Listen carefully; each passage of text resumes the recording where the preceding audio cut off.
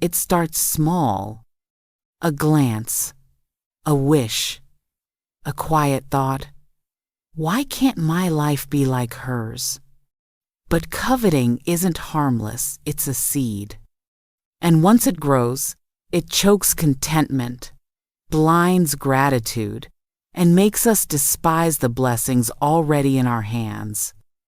This is the story of Janelle Carter, a woman who looked at her friend's life until envy consumed her own and cost her far more than she ever imagined.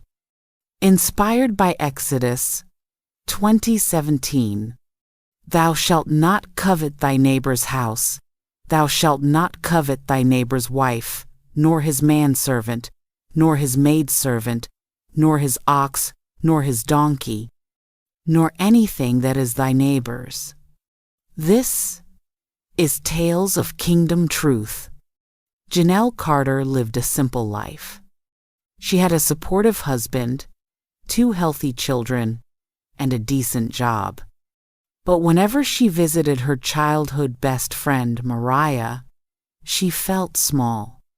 Mariah's home was bigger. Her husband drove a luxury car. Her Instagram showed picture-perfect vacations: Hawaii, Paris, the Bahamas. At a dinner party one evening, Janelle sat in Mariah's gleaming kitchen. Marble countertops, a chandelier above the island, laughter filling the air. Janelle's smile faded as she whispered to herself, "This should have been me." The seed of covetousness was planted. The days that followed became a spiral. On social media, Janelle scrolled endlessly, comparing her modest family dinners to Mariah's candlelit table settings. At church, when Mariah and her husband were asked to lead a marriage seminar, Janelle muttered under her breath, "Of course they did. Everyone thinks they're perfect." Her husband, noticing her bitterness, asked gently, "Janelle, why are you so upset? We have enough. We're blessed." But Janelle snapped back, "You don't understand. I want more. I deserve more." She began pressuring her husband for upgrades they couldn't afford. Nicer clothes, a better car, private school for the kids. Bills piled up. Stress mounted. And contentment was nowhere to be found.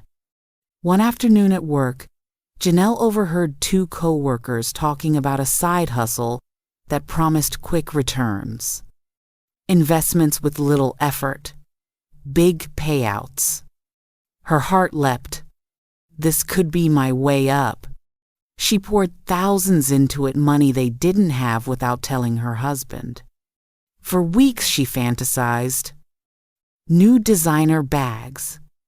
A bigger home. Posting vacation photos just like Mariah's.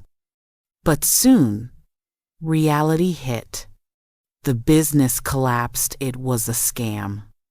Her savings vanished. When her husband found out, anger boiled over. "Janelle, you've destroyed us. Why couldn't you just be content?" Bills went unpaid. Creditors called. Their marriage strained to breaking. At church, Janelle felt the stares. She avoided Mariah altogether, ashamed. The very life she envied now mocked her. One night, she sat on the floor of her dark living room, holding a foreclosure notice for their mortgage. Tears dripped onto the paper as she whispered, "God, how did I get here? Why wasn't what you gave me enough?" Weeks later, broken and humbled, Janelle returned to church. During the sermon, her pastor read aloud, "Thou shalt not covet." Her chest ached. She finally saw the truth. Her envy had blinded her to God's blessings. That night, she apologized to her husband. "I let jealousy steal my joy and nearly our future. Forgive me." They began rebuilding slowly, painfully, but with honesty. Months later, Janelle shared her testimony at a women's group. "I wanted her life, but I almost lost my own. Now I choose gratitude. I choose contentment." Her words struck hearts.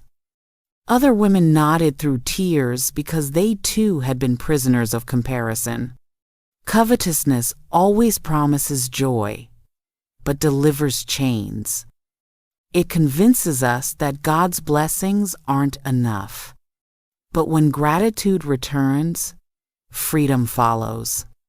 Janelle's story reminds us, you don't need someone else's life to live fully.